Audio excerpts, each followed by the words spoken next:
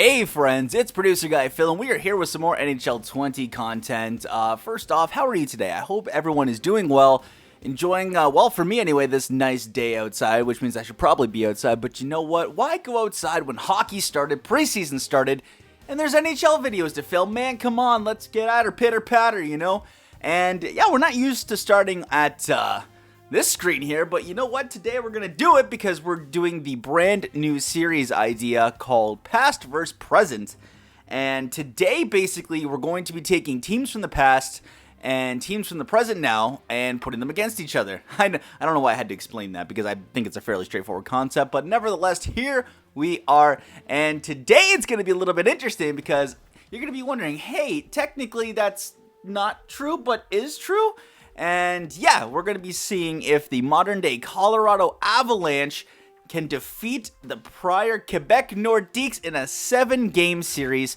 So right off the bat, let's go ahead and check the lines for the Colorado Avalanche. Okay, besides that first line, oof, okay, so you got Landeskog, McKinnon, and Rantanen. What's he going to sign for, man? That's going to be interesting, as at one point in time heralded as the best line in hockey by this man himself.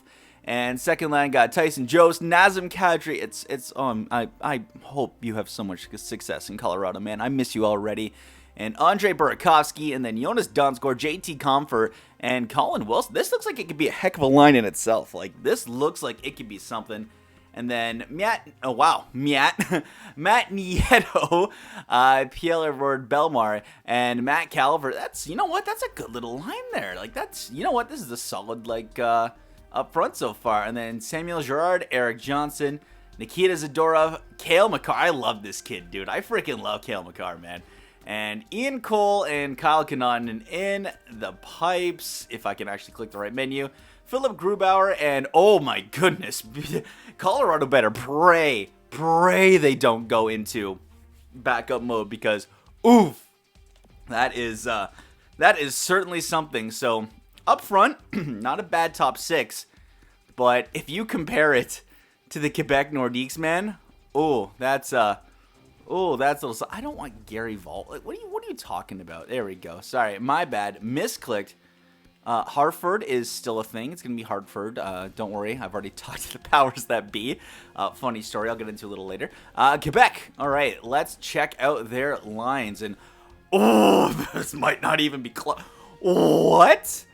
That's a little iffy, but I can't change it because, you know, that's... So you got Michel Goulet, Peter Stastny, and Guy Lafleur. Very nice man, actually. If you write to him, he'll write back. He'll send you some autographs back, actually. Good guy. Wendell Clark, forgot that was a thing, actually. Joe Sakic and Owen Nolan. And then Brent Ashton, Matt Sundin, and Tim Hunter, and Aaron Broughton, Peter Forsberg, and Greg Malone, who's in the net, or sorry, who's on defense.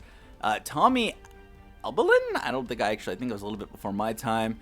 Mario Morois? Okay. Sylvain. Oh my Christ, that's going to be a heck of a name. We'll just call him Sylvain. That's good enough for me. Randall Muller. Curtis Lashenchen? Oh my God. I really had to look up half of these names now. And Brad Maxwell. Oh, that was a little bit of a butchered thing there. And then Dan Bouchard and Ron Hextall. Like, I don't want to switch them because this is how EA made the lines, and that's how we're going to roll with it. So I want to know right now, what do you think your predictions for this series is going to go? Is Quebec going to take it in 5, 6? Colorado going to take it in 6, 7? I want to know right now, what do you guys think will be the final for the series? Quebec's got more star power up front, man, but that decor and even goaltending, that's a little, whew. I don't know, man. That's interesting. I think it could be close. I'm thinking Quebec in 6, but I wouldn't be surprised if 5, and I wouldn't be surprised if Colorado pushed it to 7, but that's, whew. So, obviously, we're going to give Colorado, because they're the present, the home team advantage, because, you know, they're still around, and we'll make Quebec the away. St. Louis, sorry, we're gonna have to move you here. All right, Alumni Association, there we go. I hate how it takes a second to flicker over. That's I'm not a fan of that because it feels like I'm freezing there. And all right, let's start the playoff. Past versus present. Man, I remember just kind of like being at my cousin's wedding in BC. By the way, if you live in BC, I'm so jealous because it's so darn nice. Like, it is beyond nice here. And like, I loved it there. And I remember I got like a couple messages. I got a couple of basically like tweets, texts being like, hey, dude, they're adding like alumni teams. And I was like, what? I'm like, that's so awesome. I can't, like, that's so freaking cool. And Fat Sexy is always hooking me up with the list of players, so I got to read that when I barely had service. I got to read all the names, and I was like, oh my god, half of these teams could be amazing. And all right, Quebec starting off with the first power play. Shots are about even right now. We're about midway through the first of Game 1, and nothing happening so far. Maybe it's a feeling out process, you know. Maybe the present-day Avalanche are a little bit stunned that half these players have their wheels again, and it's cool because EA gave them their ratings in their prime, which obviously would make no sense to give them their ratings now, but this is really darn cool, man. I like this. I like that I'm able to do this, and I remember I got a message from Tyler, and he was just like, of all the things you can do now, you can do so many videos, so many ideas, and I'm like, yes, because you guys know me. You guys know I love doing these simulations. I love doing team builds, putting players on teams, simulating. I love basically doing experiments. I love doing like what-if scenarios. It's pretty cool, actually. It's fun because you get to see players and teams interact in environments where you never would be able to do that like before. Remember the show like Deadliest Warrior, how they like ran through programs and ran simulations, things like that? It's kind of like that in a hockey sense, not as gory and I guess, not as like well produced. But and Belmari, the fourth line, getting the goal, and Tyson Jones giving them a 2-0 lead heading into the third period. Oh, I spoke too soon. Peter Stastny on Philip Grubauer gets one back for the Nordiques. All right, we're going to go into the third period. Colorado's holding off with a 1-goal lead. Can they hold it 5-on-4 power play? This could ice it. No. And Matt Sundin ties the game up. Oh, if the Avalanche let this one slip away, and they just might. Peter Stastny, his second of the game. Oh, man. Can the Avalanche make a case to come back? Or the Nordiques take game 1? That's got to be so frustrating for Nathan MacKinnon. You guys were up 2-0, 2-1, and heading into the third.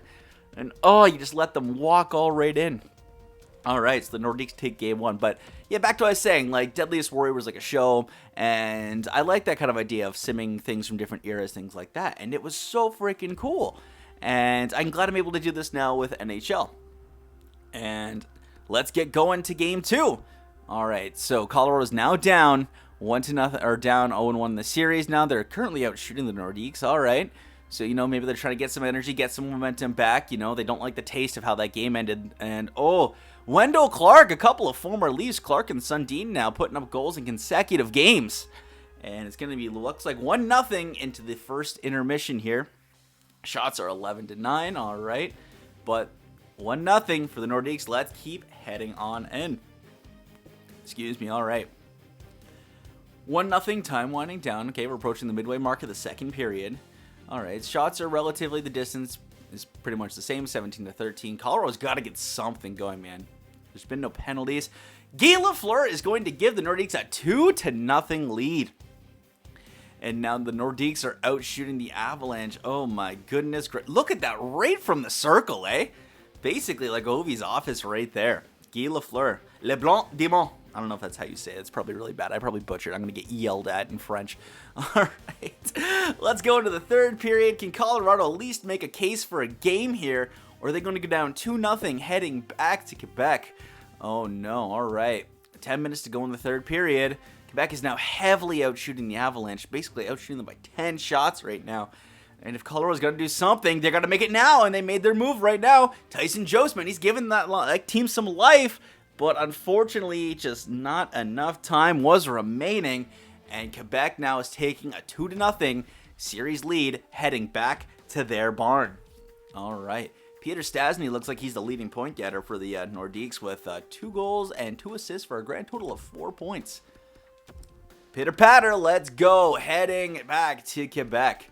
Can Colorado basically make an impact, get the first one on enemy territory, get some life into their team? Will McKinnon step up? Will Rantanen step up? Will Landeskog step up? Will Nazem Kadri not get suspended in the playoff series? That would honestly probably be ideal for his team, but I love you, Naz. I'm so sorry. But Peter Stastny from right inside the crease is going to give the Nordiques a 1-0 lead heading into the second period. Colorado's big line has been quite quiet. That could be the story of this series. And Ashton is going to give the Nordiques a 2-0 from right inside the crease. I don't know what the decor is doing, but Mario is also going to get, not the great Mario, but the other Mario is from the point, is going to give him a 3-0 lead, basically heading into the final moments of the second period, and this is not looking good for the Avalanche. Oh baby, this is looking a little suspect if I do say so myself. All right, 3-0, end of the second. If Colorado wants to do something, man, they got to have a big third period here, or else they could be going home really, really early. All right, 24-22. Colorado not getting some shots. That's something, but that big line has to step up. They have to do something. They have to make an impact in order to give their fans, to give their team, to give themselves some hope. And still, nothing. Nothing is happening at this time. Oh my goodness. Peter Stastny just going to keep piling on the points. Cale Makar is going to get a goal back for something at least to break the shutout. And 4-1 is your final for Game 3. The Colorado Avalanche are on the brink of elimination and are the first team who could be doing L in this past versus present series. So far, the past is looking like it's going to kick some butt, man. So, woof. Here we go. This could be the decisive game. Peter Stastny is having himself a series. 6 points in 3 games. All right. Let's get going. You know what? I can't believe this. I have yet to see anything from this top line. Maybe they've had a couple assists on these goals, but like, so far, nothing. Quebec just coming right out of the gate. They can smell blood, man. They're like, how dare you can us and move us to Colorado? We deserve to be a thing, and they have proved it so far. 16-5. It just looks like Colorado's given up. It's hockey, anything can happen, but oh my goodness, man. Basically doubling them up in shots, tripling them up in shots. Oh my goodness gracious. The Avs have to do something, and Nazem Kadri's gonna get it started with a goal against Ron Hextall at 14:04. Oh my. 14:04 remaining, so I guess whatever, 6:03. Andre Burakovsky's gonna give them a 2-0 lead. All right, so the depth is coming in. That second line is coming in, and Nazem Kadri is gonna give them a 3-goal lead. Burakovsky a 4-goal lead. Oh my goodness, that second line is just lighting up the Nordiques. I think I broke somebody's eardrums, and I do apologize, but holy moly, man, 4-goal period. And it looks like we're going to head into the third. Colorado's got a commanding 4-0 lead, and they're going to breathe some life. They're going to take it back to the Pepsi Center and hopefully get some momentum back on their side. This is a big game. This is an off game for Hextall. What, 4 goals, 20 shots? 5 goals, 22 shots. JT Compher is going to score, and still nothing for the big guys. The second, third, and fourth lines are doing their part, but that big line has to do something. Ashton's going to get Quebec within our 1 goal on the board. Whew. But 5-1 is your final, heading back into Game 5. All right, let me just check Colorado stats. Are the big guys doing, like, anything? Landeskog, nothing. McKinnon, nothing. Rantanen, a -1. That big line has to step up, man. If the Colorado wants to, like, even have a shot at, like, getting back into the series, they have to do something. Like, they seriously have to do something. That big line, man. And Samuel Girard's going to start the game hot. Just a minute and 1 second in. But Peter Forsberg's going to get them right back. And we are back to square one. Psych! Wendell Clark's going to pot it right in on Grubauer for the 2-1 lead. Quebec wants to end this in Colorado. Prove that they own the Avalanche. And Albalin is going to give them the 3-1 lead. That's a tough name to say. I'm sorry. Burakovsky's going to get the Avs within 1. All right, so, you know, relatively close game. Shots are pretty close. Score is only one deficit for the Avalanche. 3-2 is your score heading into the second period. Now, what is going to be the story here? Will Quebec fully run away with this? Will Sakic, Forsberg, Sundin, Clark continue to take the game on their shoulders? Or will that big line of McKinnon, Landeskog, and Rantanen finally show up? Let's see. Second period is now underway. All right, Colorado is getting some more shots. They're starting to get some opportunities here. The next goal is going to be a huge one, if there is one. And Peter Forsberg going to give the Nordiques a 4-2 lead.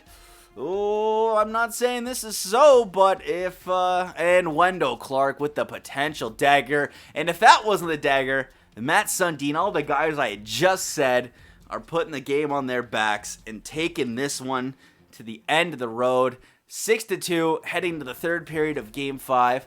Quebec looks like they're going to ice it. And unless anything drastic changes in the last 10 minutes, man, I'm kind of shocked with, and Joe Sakic is definitely icing it. That's it. The former great Avalanche captain, potentially going to get the last goal of the series unless the simulation wants to prove me wrong, and it won't. Thank you. Joe Sakic, kind of poetic justice. A man who played for both of these teams. And he's going to get the dagger. 38-26, and it looks like the past will reign dominant over the present right now. But let me go into the stats because I just want to see. Landeskog, -1, no points. McKinnon, -1, no points. Rantanen, -1, no points. That is, wow. I mean, it's not for lack of trying. Look at that. 5 shots by McKinnon. He was trying, man, but close only counts in horseshoes and hand grenades, my friends. And oof, the Avalanche just decisively getting manhandled. And the Quebec Nordiques win the Stanley Cup. Woo! All right. Oh, that is something. Peter Stastny, 4 goals, 4 assists, 8 points. He'll probably get the Conn Smythe unless my bad. I just want goalies. Unless Hextall stole it. 9-2-1, 2-4. It's pretty good numbers, so I guess you know what? You know, it could be Hextall, could be Peter Stastny, but that is something. 4-1 is your series final 5-game victory for the Quebec Nordiques. If you guys like this video, please give it a thumbs up, man. I got something pretty cool that I want to do for a giveaway, but, you know, like, I want to start doing something like where, you know, maybe I send out, like, a card every month, like an autographed card of your favorite, or, like, a card from your favorite team. I was going to say not your favorite player, because I'll be like, can I get an autographed McDavid card? And then I have to pay, like, $300 every month, and yikes. But, you know, that's something we're going to talk about next video. I think it'd be something pretty cool if we thought about that, you know? So, I'm producer guy Phil. I will see you in the next one. Stay classy.